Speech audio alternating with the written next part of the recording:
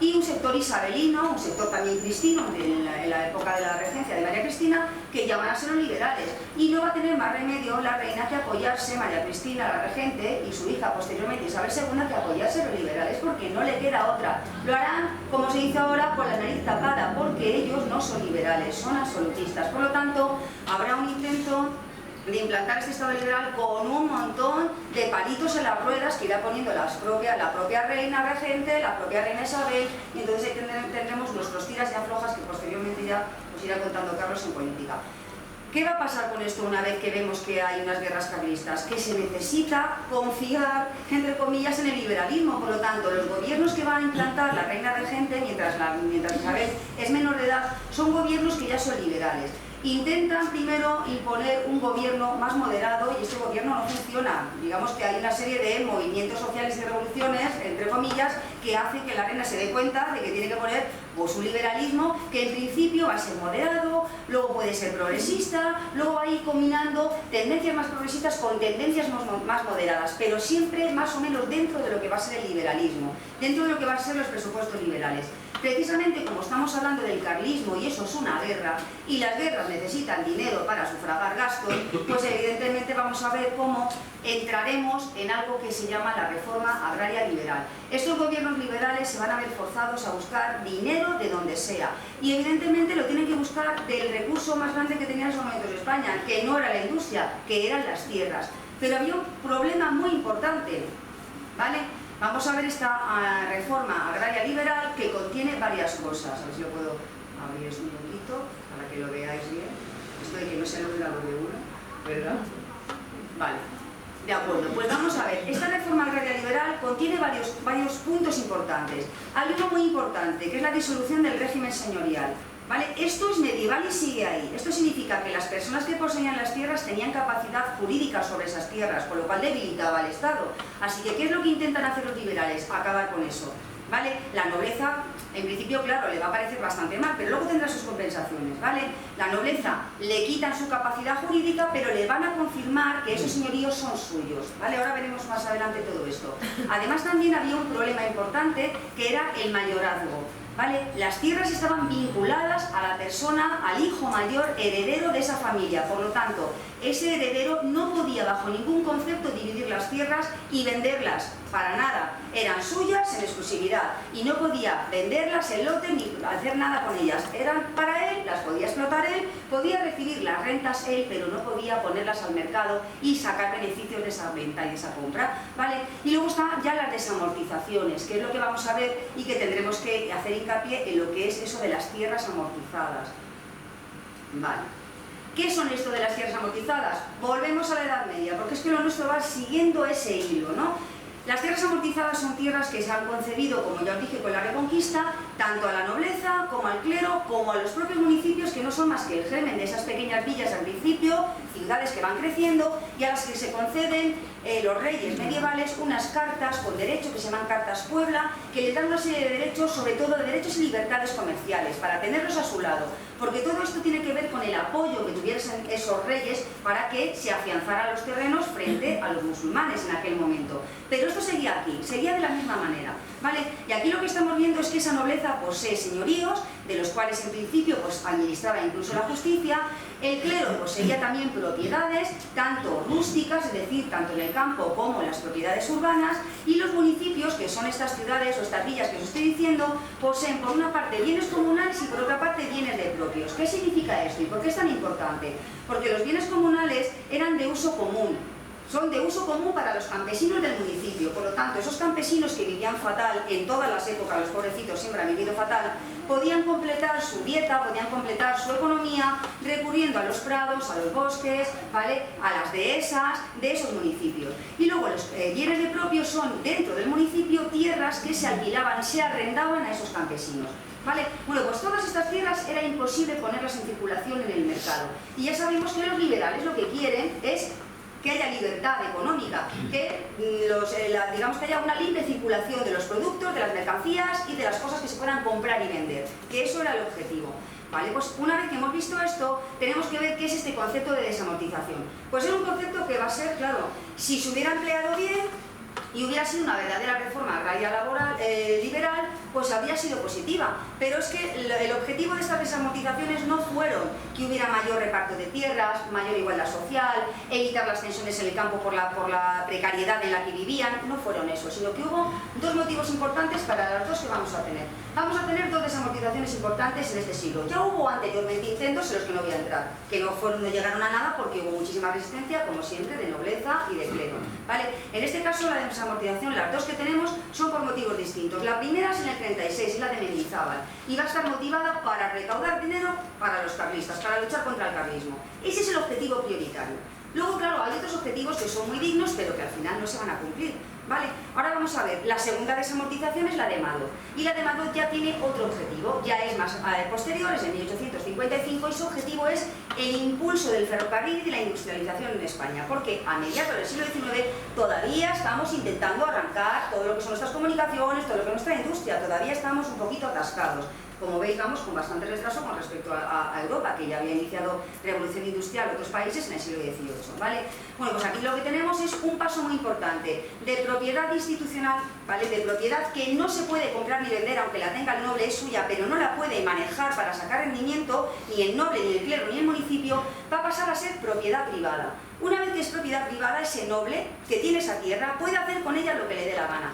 Suprime los mayorazgos, por lo tanto, el hijo mayor puede coger la tierra y una vez que ya sea desamortizada, la puede vender en los lotes que quiera y sacar el dinero que le haga falta. Esto le va a hacer muchísimo, evidentemente, la nobleza que se encuentre en situación precaria, porque los nobles despilfarraban mucho y algunos que se puedan encontrar en situación crítica económicamente, ahora van a poder vender tierras y van a poder sacar dinero de ahí, van a obtener liquidez. ¿Vale? Pues esto es algo importantísimo, el paso de una propiedad que no se puede mover, que es de manos muertas, que está amortizada, a una propiedad desamortizada, que es propiedad privada, que puedo hacer con ella lo que me dé la gana y puedo obtener beneficios de ella. Ya estamos teniendo propiedades que entran libremente en el mercado, que es lo que quiere la burguesía. ¿Por qué quiere la burguesía esto? Pues evidentemente, porque la burguesía, como ya os he dicho anteriormente, y ahora vamos a ver estos objetivos, la burguesía, su objetivo fundamental es: quiero ser como la nobleza, quiero ocupar ese lugar, tengo dinero, pero no tengo poder político y además no tengo esas tierras que como que me ennoblecen. Entonces, ¿cómo lo voy a conseguir? Mediante este tipo de reformas voy a sacar dinero para luchar contra los carlistas, pero además voy a poder comprar tierras que se van a poner a la venta y entonces me voy a equiparar a esa nobleza. Y entonces ya tenemos ahí el bloque mazacótico de gente poderosa con posesiones de tierras fundamentalmente, con mucho dinero que va a venir de la industria del comercio y que van a ser los que sigan dirigiendo y dirijan hoy día también a lo largo del tiempo el país, ¿vale? ¿Cuáles son los objetivos de estas desamortizaciones en general? Los problemas de Hacienda españolas, que teníamos una economía muy precaria y que nos habíamos ido endeudando con deuda pública durante muchos siglos por otras guerras anteriores que habían tenido que sufragarse en forma de préstamos, entonces teníamos una deuda pública bastante considerable, se intentaba acabar con esta deuda pública. Tenemos también los objetivos políticos, que evidentemente los acabamos de ver, necesitamos que los burgueses estén contentos con lo que hacemos el gobierno para que nos apoyen y no se vayan al carlismo, o no haya un poder carlista. Entonces, el liberalismo tiene que estar apoyado porque hagamos favores o hagamos una serie de concesiones económicas a toda esta gente para que nos apoyen. Económicos, sí que había un intento de modernizar el país, modernizar la agricultura. Ellos pensaban que con esto le van a modernizar, pero luego ya vemos cómo al final no se consigue hasta el punto en que ellos pensaban, ¿vale? E impulsar el desarrollo económico. Se intenta pensar que esto va a modernizar las tierras y se va a invertir en esas tierras con nuevos mecanismos, con nuevas tecnologías, con nuevas, yo qué sé, pues semillas, máquinas. Se intenta pensar que eso va a pasar, pero no va a pasar, ¿vale? Ahora veremos también por qué. Y también estamos viendo objetivos sociales. En el campo cada vez había mayor tensión social, porque vivían en precario absoluto, ¿vale? Y cada vez la gente vivía peor, trabajaban muchísimo y vivían en circunstancias verdaderamente penosas. En esos momentos ya está empezando a cuajar también, durante este siglo XIX, los movimientos obreros, las ideologías obreras. Y sobre todo, una de las ideologías que más cuaja en el campo va a ser el anarquismo. Entonces, todos estos peligros que están ahí latentes flotando, pues intentan neutralizar, pensando que con una reforma a la que puedan acceder incluso los campesinos, pues podría esto suavizarse y la situación solventarse, pero no se va a producir, ¿vale? Como ya os he dicho, la primera es la de Mendizábal. Esta de Mendizábal va a ir directamente al núcleo del clero regular. La Iglesia es la primera que va a sufrir esta desamortización. El clero regular, es decir, las órdenes religiosas Fundamentalmente todas aquellas que no tuvieran una utilidad clara social, que no tuvieran, por ejemplo, una utilidad educativa, por ejemplo, o que no tuvieran, se dedicaran a la beneficencia, a ayudar, por ejemplo, a enfermos. Otras que eran más bien contemplativas, que estaban simplemente aprovechando sus tierras sin hacer ninguna labor, digamos, ¿vale? Esas van a ser las primeras en caer. Evidentemente, todas estas desamortizaciones, tanto la de Mendizábal como la de Madoz, lo que generó es un enfrentamiento con la Iglesia constante, ¿vale? Evidentemente, la Iglesia no quiere para nada que se pueda meter mano a sus propiedades.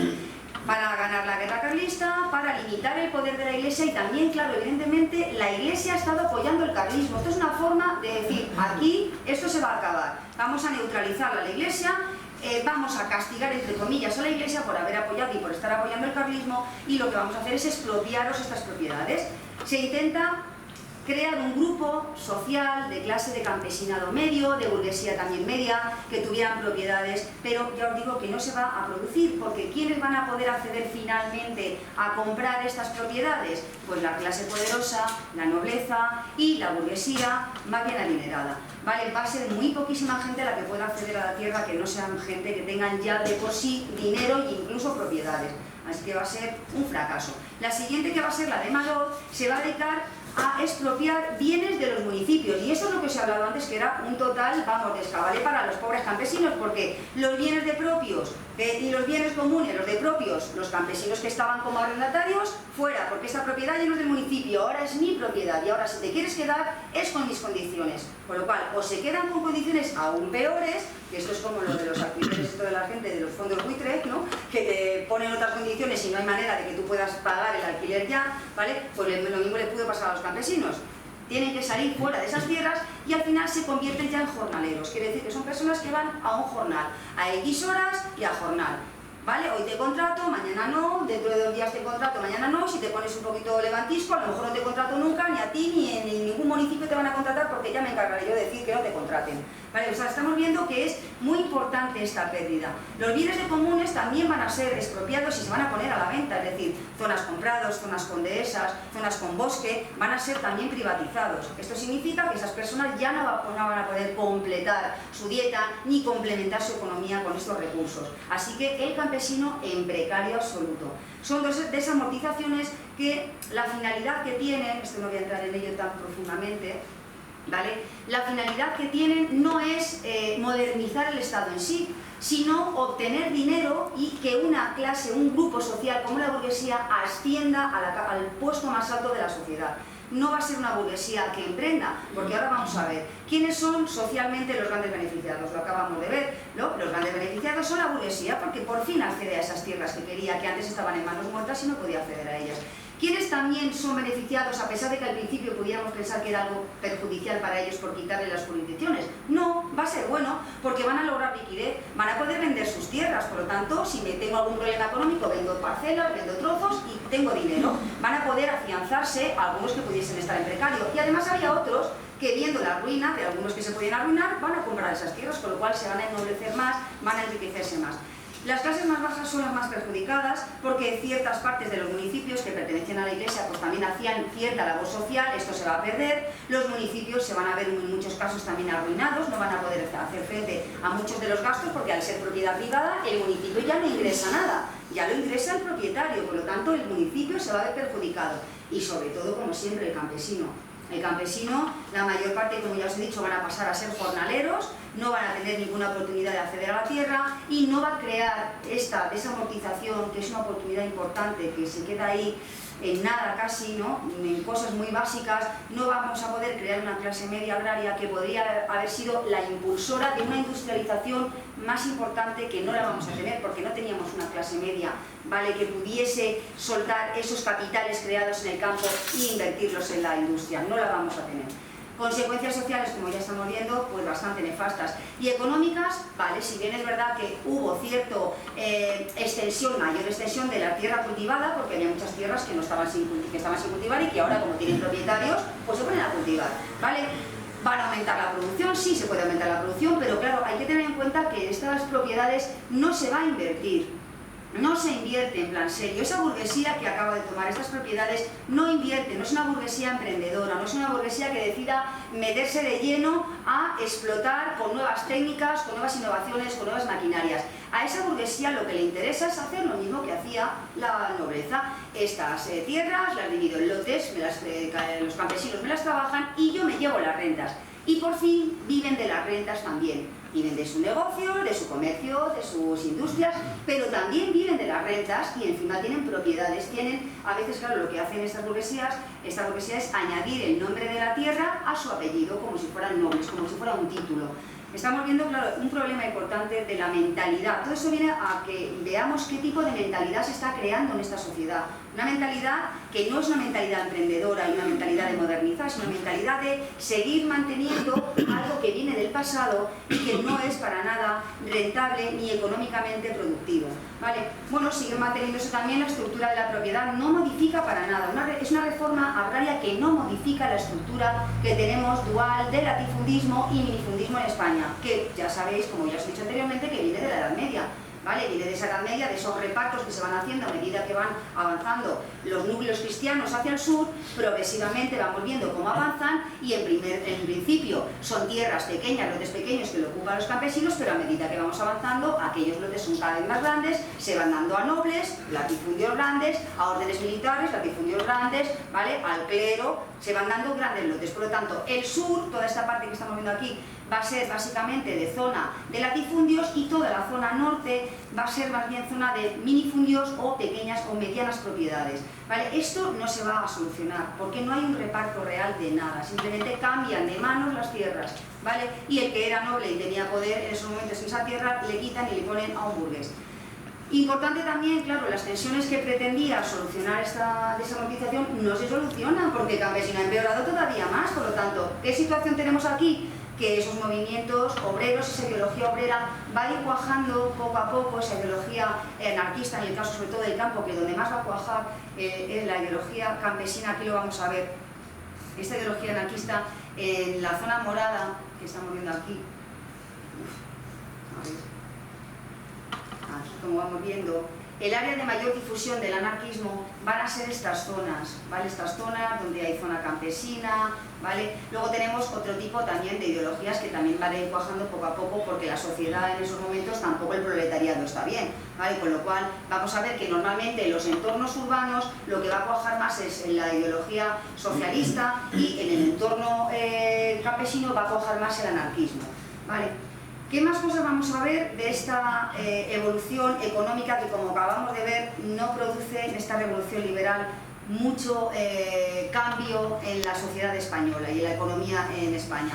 Vamos a ver estos inicios de la industrialización, pero claro, si estamos viendo que tenemos una agricultura pobre, sin inversiones, con unos rendimientos bastante penosos, ciertamente con un crecimiento demográfico pues bastante lento, no se multiplica la gente tanto en el campo en España como se multiplicó en otros lugares de Europa donde sí se invertía a lo mejor en agricultura. No hubo una auténtica revolución agrícola, por lo tanto no hay ese empuje de la agricultura que expulsa gente, que expulsa excedentes agrícolas, que expulsa capitales también que se han generado en el campo hacia la industria. No lo va a haber, por lo tanto va a ser una industrialización pues bastante más lenta, ¿vale? Unos intentos de industrialización que va a ser bastante incompleta, con el modesto crecimiento demográfico del que os estoy hablando.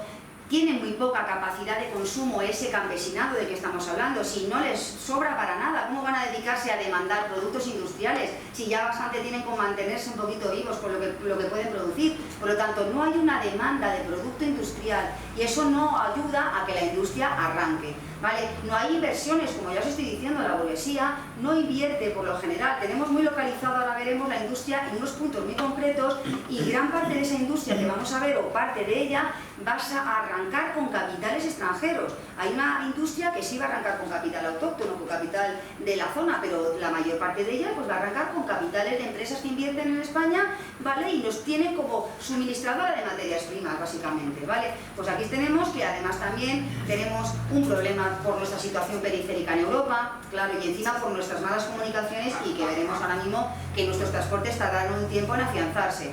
Y luego, claro, la inestabilidad que tenemos política, que luego hablará Carlos del tema de la inestabilidad política. Vemos, por ejemplo, que en España los focos más importantes o los focos primigenios que vamos a tener de industria se van a localizar fundamentalmente, como estamos viendo, en unos núcleos muy concretos y dedicados a algo muy concreto, que es a la extracción, es decir, son industrias extractivas, industrias siderúrgica y la que es la excepción, que va a ser la industria catalana, que es la industria textil, basada en textiles.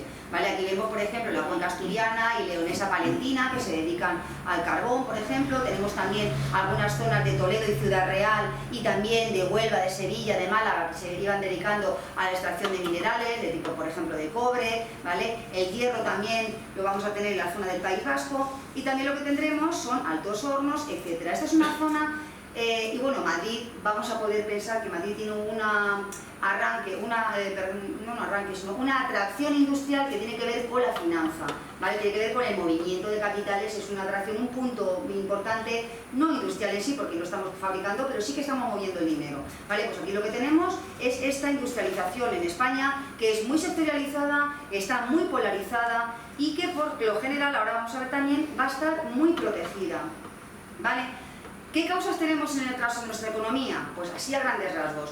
Nuestro país tiene un problema muy importante por nuestra geografía. Estamos en un lugar periférico y tenemos un problema también bastante determinante para desarrollar los transportes, porque tenemos un relieve pues, muy acentuado, con un montón de montañas, un montón de altos y bajos, un clima que no favorece tampoco a que podamos construir con las lluvias y con tipos de sequías pues unas buenas infraestructuras de transporte. Tenemos también la dispersión de las materias primas y la escasez de las mismas. Todo lo que hemos hablado ahora mismo del carbón, por ejemplo, de esta cuenca asturiana, leonesa y palentina, no es un carbón bueno, de buena calidad, no tiene mucho poder calorífico, no es un carbón que se pueda extraer fácilmente, está muy encarecido porque cuesta mucho trabajo extraerlo, es escaso, más o menos escaso, ¿vale? Con lo cual genera muchos más gastos que ingresos puede darnos, ¿no? Y las fuentes de energía estamos en las mismas, no teníamos capacidad de fuentes de energía porque todavía no se habían invertido dinero, precisamente, por ejemplo, en hacer presas para que tuviéramos industria hidroeléctrica o energía hidroeléctrica.